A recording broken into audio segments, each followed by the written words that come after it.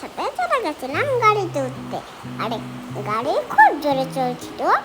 আর পিনের সাথে পিনে আমাকে রেস্টুরেন্ট গিয়ে করে নিয়ে যেতে যেতে রেস্টুরেন্ট পৌঁছে গেছি।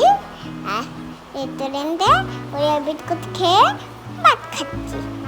আর দেখো দেখো কত গাড়িতে জোরে চলে।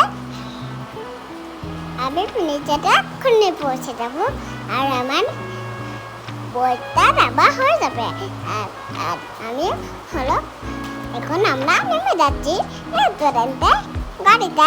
আর গাড়ি থেকে আবার আবার আবার গাড়িকে নিয়ে গেলাম রেস্টুরেন্টে।